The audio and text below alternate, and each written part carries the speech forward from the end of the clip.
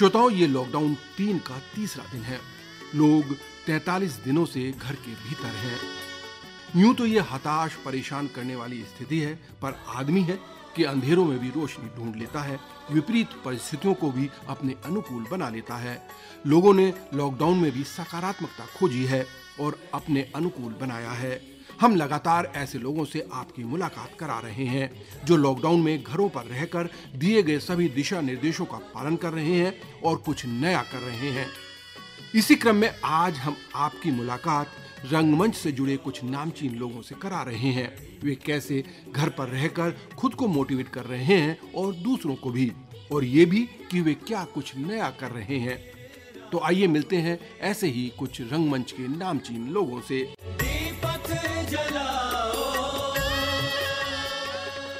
श्रोताओं, इस समय हमारे साथ जुड़ गए हैं अतुल बिश्नोई जी। अतुल बिश्नोई जी, जैसा कि आप जानते हैं कि रंगमंच का एक जाना पहचाना नाम है। अतुल जी, आपका हमारे कार्यक्रम में बहुत बहुत स्वागत है। धन्यवाद आपका। अतुल जी, इस समय लॉकडाउन पीरियड चल रहा है, ये तीसरा चरण उसका शुरू हो चुका है। हम सब लोगों को घर में रहना है, तो किस तरह से आपकी दिनचर्या, किस तरह से आप अपना समय बिता रहे हैं? जब से लॉकडाउन हुआ है, जो भी निर्देश सरकार की ओर से हमें दिए गए हैं उसका अच्छा पालन हो रहा है और कुल घर में रह रहे हैं और घर के काम में हाथ बटा रहे हैं, साफ सफाई रख रहे हैं और जो भी हमें सुरक्षा के उपाय बताए गए हैं उनका पूरी तरह से पालन कर रहे हैं। और जो हमारा वक्त है उसको हम एक सृजनात्मक ढंग से, पॉजिटिव तरीके से इस्तेमाल कर रहे हैं। क्या कुछ नया कर रहे हैं इस समय? इस वक्त जैसा मुझे संगीत का भी बड़ा शौक है, तो मेरा अपना एक YouTube चैनल है, उसमें मैं अपने कुछ गीत, कुछ कहानियां, ये सब जो है अपलोड कर रहा हूँ।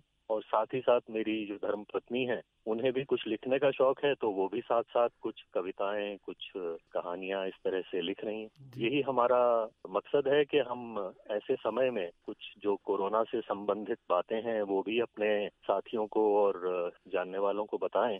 सोशल वेलफेयर के काम कर रहे हैं कोई, आप या आपसे जुड़े लोग? रंगमंच पर क्योंकि इसमें एक प्रतिबद्धता है कि हम इकट्ठे नहीं हो सकते हैं, तो इसलिए रंगमंच के कलाकार आपस में जुड़ नहीं पा रहे हैं। तो उस तरह से हमारी जो एक रंगमंच की एक्टिविटी है वो उतनी तरीके से नहीं हो पा रही है। बट ये है कि के विषय में मेरी आपस में कुछ कलाकारों से बातचीत भी हो रही थी, तो उसमें मैं चाहता था कि भाई हम कुछ ऑनलाइन ही इस पर कुछ एक्टिविटी कर पाएं, तो शायद हम बहुत जल्दी ही इसमें कुछ कर पाएंगे। अभी लॉकडाउन कुछ खत्म हो जाए तो उसके बाद तो तुरंत करना ही है, क्योंकि ये बीमारी जो है कोविड-19 ऐसी है जो एकदम से इस पृथ्वी से हटने वाली नहीं है।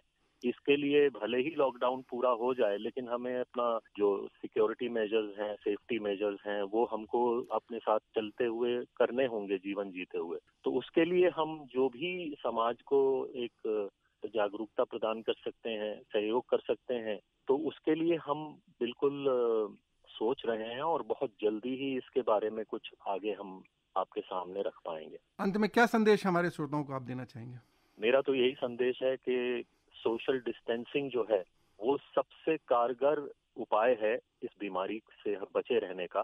और जैसा कि अभी कुछ चीजों में सरकार ने छूट दी है, कुछ दुकानें भी खुल गई हैं, कुछ और भी एक्टिविटीज के लिए परमिशन मिल गई है, लेकिन कोविड-19 जो बीमारी है उसने हमें कोई परमिशन नहीं दी है, खुली छूट कोई नहीं दी है, बीमारी ने कोई छूट नहीं दी है। ये केवल सरकार की तरफ से छूट है, बट जो सरकार ने हमें बातें बताई हैं इसकी सुरक्षा के लिए, उनका हमें पूरा पालन करते हुए इन छूट का फायदा उठाना है। यही मेरा संदेश है। हमसे जुड़ने के लिए अतुल बिश्नोई जी, आपका बहुत बहुत आभार, धन्यवाद।